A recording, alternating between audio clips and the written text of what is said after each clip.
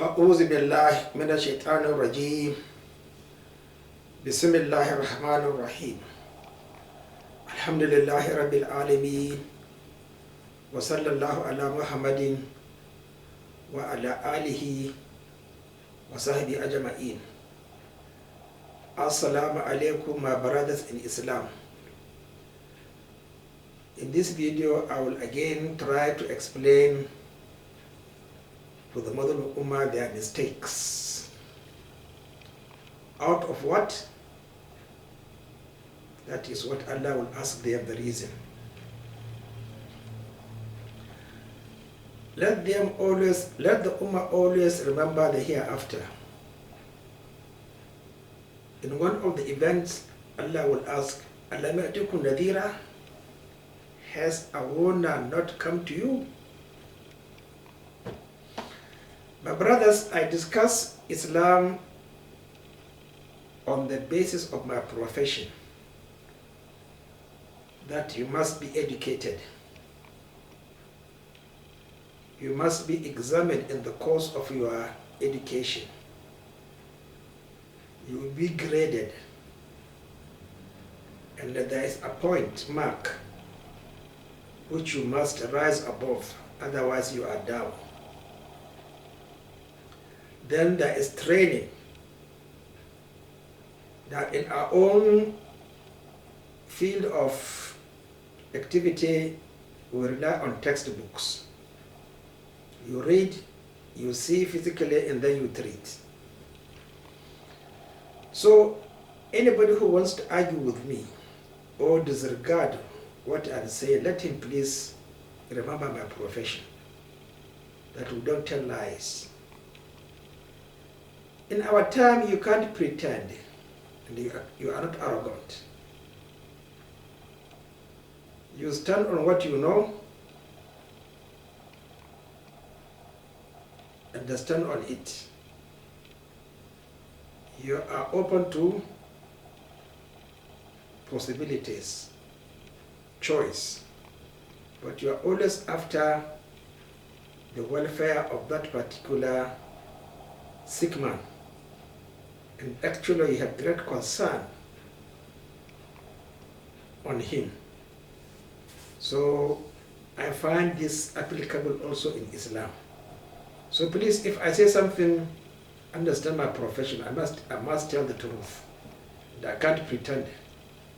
If I don't know, I say I know. Now, I lived on textbooks. So most of us in the north, maybe 1 or 2 Yorubas have textbooks, because I knew a Yoruba pharmacist who flew from Lagos to Kaduna just to get a copy of my Tadhkiratul Awliya. Just because I mentioned him, I told him that I have that particular book. He flew from Lagos to Kaduna to get it on loan. Look at these Yorubas, how serious they are on Islam. So my brothers, most of your scholars, they discuss hadith without, as I said, having been to school of hadith. Or even if they said they are hadith specialists, it's just pretense, superficiality. Now, I have 4 books on hadith literature. The first book I bought was in English language, I think about 96 pages or so, by Professor Mustafa Muhammad or Muhammad Mustafa Adami in English language. About 96 pages, describing briefly the meaning of the word hadith and its development. So, reading Sahih Muslim, Buhari doesn't mean anything, it's story. So, because of the importance of hadith, and then also there are, I think, the Iranian publications, is it on Ijtihad or on I've forgotten the name of their books. We used to read them. They write on hadith literature and the methodology also. So in English language, I had the background. But as I told you, from 1990, I reverted to reading Arabic texts because in Arabic, once you can read, then you have to rely on your own to extend your interest on what you want. And then you must have a dictionary around you. I don't have a teacher, except like mother and a father. Everybody must have parents and grandparents, but later on you separate. So there's a book called Muqaddima Ibn Salah fi Ulum al-Hadith. Very, very important book. It was published in 1997.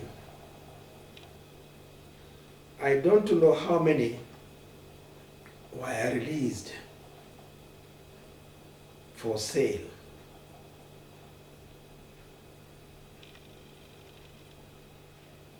We don't know. They didn't actually specify it here.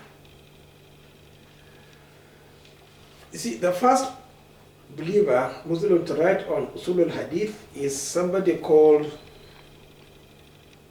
Qadi Abu Muhammad Hassan ibn Abdurrahman ibn Khalad Ra Maharamzi Mutwafa Sinna 360 after Hijrah. في كتابه المحدث الفاصل بين الراوي والوعي.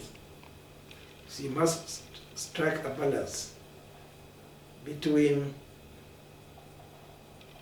the narration, the narrator, and then actually the one who is listening. So definitely you have to understand the narrator and assess him.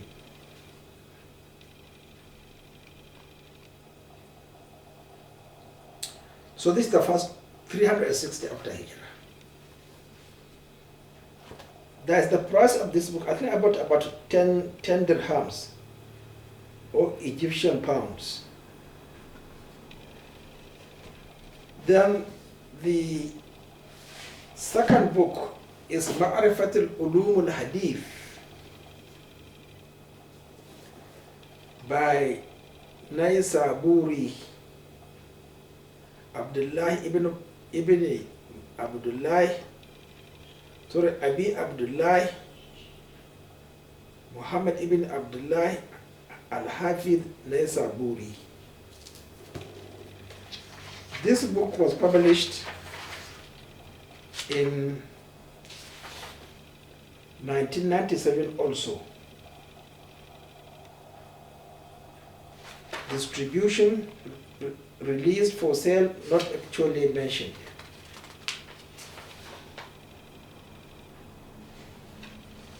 Naysaburi died 321 after Hijrah. Sorry, he was born 321 after Hijrah. Further down, you see actually when he died.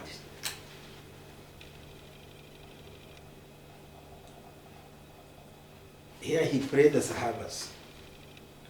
Okay, so 1997 also. Okay, it's a very important book because it can distinguish a hadith.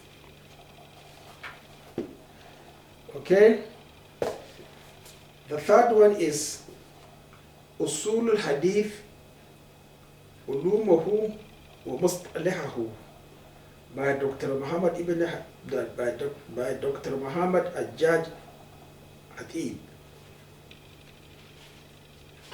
published 2003.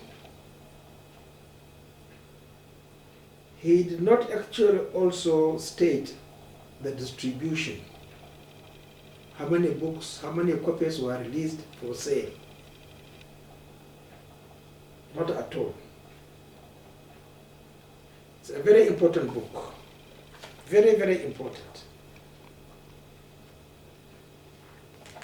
So 3 books I have. The 4th one is Tadrib al-Rawi في شرح تقريب النواوي الحافظ جلال الدين عبد الرحمن ibn Abi Bakr al-Suyuti. He died 911. Very important book also. Read it please if you can. This book was published 2003. The number released 13,427 for sale. I am among the 13,426 or 27. I don't know actually how many has been bought. I'm sure it will be disappointing. So, my brothers, it's left for you to know who knows and who does not know. But as I keep on saying, let us learn the basics. I don't think in northern Nigeria there is, even in the universities, somebody competent enough to understand what Hadith is all about. Hadith does not mean the Sunnah. Hadith could be a narration, a story. But there is the Sunnah. Even we have Sunan Abu Dawud, Sunan Ibn Majah, and the rest. So what are you saying, my brothers, if somebody tells you the truth, you refuse, and then you blame others, especially our Sultan, that he is responsible for our innovations? Never. That is shirk. Blaming someone is not part of the teaching of Allah subhanahu wa ta'ala and the practices of Rasulullah sallallahu alayhi wa sallam.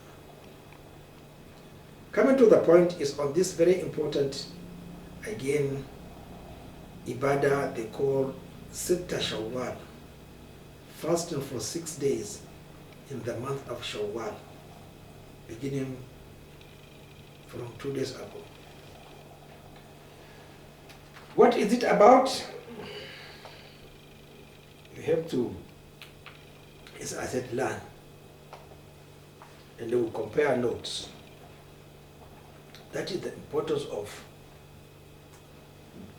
free speech in Islam, and the freedom of right. Now, the narrators were Yahya ibn Ayyub, al-Maqabiri, Abu Zakaria. He died 234 after Hijrah. Then followed by Qutayba ibn Sa'id al-Thaqafi, Abu Rija'a Magalla. He died 240 after Hijrah. Then Ali ibn Hujri Sa'adiyu Maruziyu, he died 244 after Hijrah. Then Ismail ibn Ja'far ibn Abi Kathir Ansari Zarkiyu, Abu Ishaq Madaniyu Qari'u, he died 180 after Hijrah. Then Sa'd ibn Sa'id ibn Qais ibn Amr Ansariyu,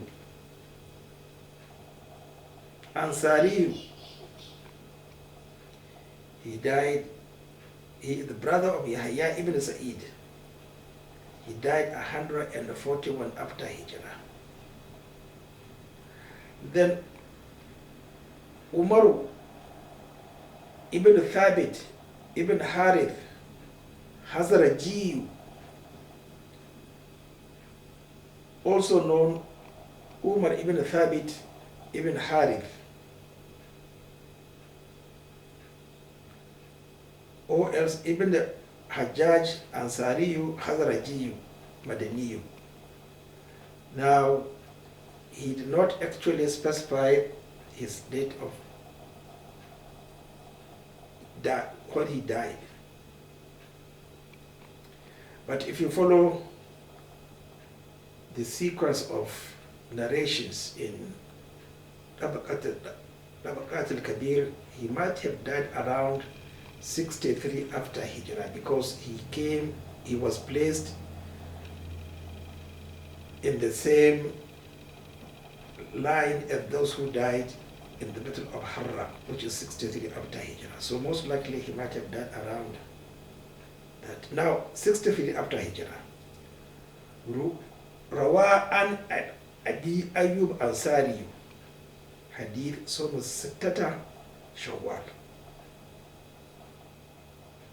Then also on Muhammad ibn Mamkadar, also he narrated from Abu Ayyub, and then part of also other Sahabas. Now Abu Ayyub Ansari died 50 after Hijrah, not in Medina, somewhere else, probably in Rome or somewhere else.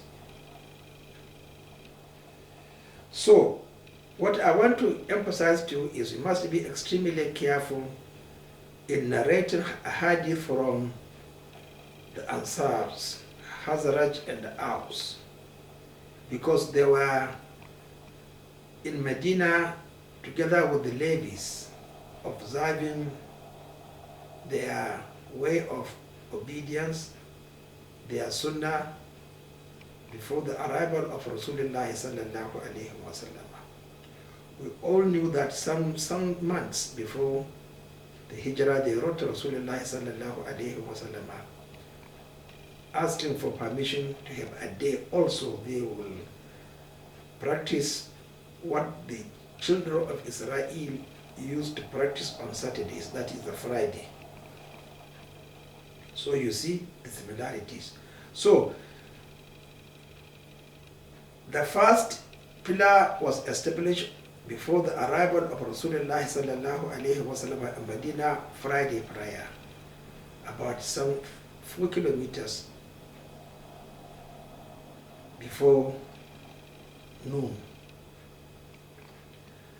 Then for about 20 months, Rasulullah sallallahu alaihi wasallam was observing the Sunnah, or was obedience. He was observing practices as salat and fasting. So if an Ansar narrated a hadith to you, you have to understand that what was his aim and objective, what was his goal. Was he narrating it as part of what they used to do before the arrival of Rasulullah sallallahu alaihi wasallam,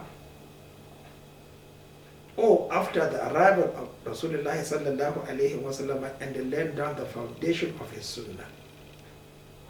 So, if we critically analyze, because they are the same Ansars, the Hazraj, the rating this particular hadith, so one can easily say that they were actually referring to their practice before the second year when fasting was made obligatory. So one can say that they were fasting for 3 days. Well, was Rasulullah sallallahu alaihi wasallam fasting for 3 days before the second year of the month of Ramadan, or what? So that is actually what one has to understand. So, because we read that when the month of Ramadan was ordained, he stopped all other fastings and then said, well, If you want to continue, continue. It is nafal. It is voluntary, but this is obligatory. So probably in the third year, he made it sunnah to fast on 3 days of the lunar month. 13th, 14th, 15th. Or for example, in this month, Shawwal, Thursdays, Mondays, and then Thursday, 3 days in a week. So Abu Ayyub Ansar, as I said, might have told Rasulullah sallallahu alaihi wasallam of their first experience. But that is the sunnah is voluntary. It is not compulsory. And there is no limit on voluntary acts. As Umar ibn Khattab, some years or a year also before he was assassinated, his son narrated that he would fast every other day. So there is no limit to your own desire. And please let us stop emphasizing what is personal. Let us stop emphasizing anything on the wife. Voluntary, please, let everybody does according to what he likes. But remember the sunnah of Rasulullah sallallahu alayhi wa sallam on the wives. But you can add. So you can fast for 15 days in a month in Shawwal. You can fast for 20 days. So why not today understanding what is important in Islam and how all Islam is about, especially the Sunnah of Rasulullah sallallahu alaihi wasallam. So, whatever you read about any scholar saying later on, please, it can't go against the fundamental issue of learning the basics. Learn, seek education is compulsory. Know me before you worship me. And Shatibi said, do not begin on something which is trivialities or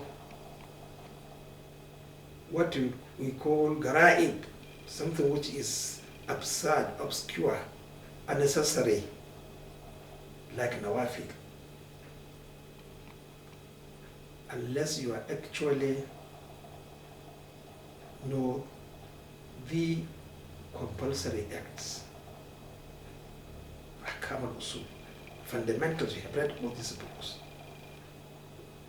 So, most of us don't read. But I am not saying that they must read, because they don't have the means. These books were not bought in Nigeria. It's either in Egypt or in London. It was opportune.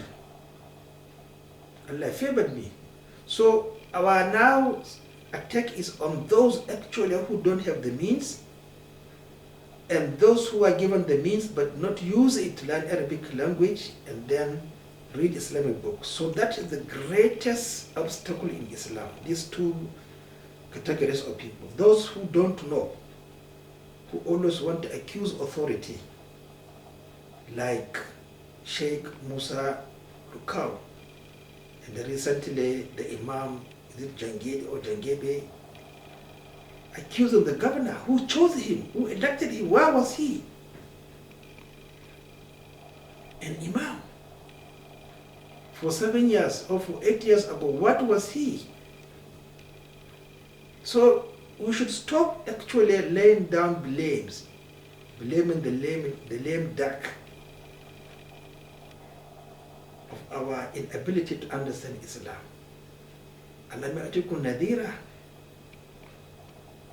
I'm not praising myself, but I have been making fatwa in Nigeria for how many years? For 30 years up to now. Nobody knows how to observe Friday prayer.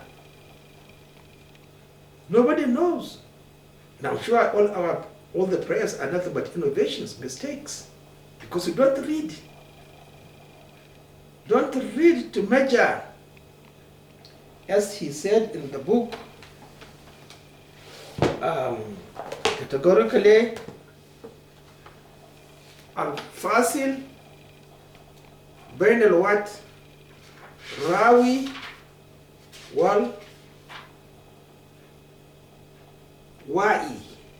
Al-fasil, differentiations bain al-rawi wal wa'i. So this is my strategy. The second, if you read any Sahaba, beginning from Umar ibn Khattab, because don't mention Abu Bakr, because he has been absorbed in the life of Rasulullah sallallahu alaihi wasallam. But Umar ibn Khattab, you will never find any Sahaba observing. I have the textbooks, 4 of them. Umar, his son, Ali ibn Abi Talib ibn Mas'ud, Nakha'i, even Nakha'i, not mentioned, Sitta Shawwal. So what I'm saying, my brothers, please stop arrogance. Know that you are onto yourself. I have already informed you. You will bite your tongue that day. I wish I have followed Rasulullah sallallahu alaihi wasallam. How I wished I did not follow. Call me Dr. Mustafa. Yes, don't follow me. Don't follow the Sultan. Don't follow Musa. Don't follow Jangede. Don't follow the governor of Zambara. You are responsible. You are in the grave alone. So my brothers, please let us understand what tolerance is. Freedom of speech and the freedom of association. Let us use it in Twitter, please, to correct ourselves and remove insecurity. First of all, in our country, Nigeria. Then, if others accept it, our practice, establishing the caliphate, observe obligatory prayers according to Sunnah, that are the only indices.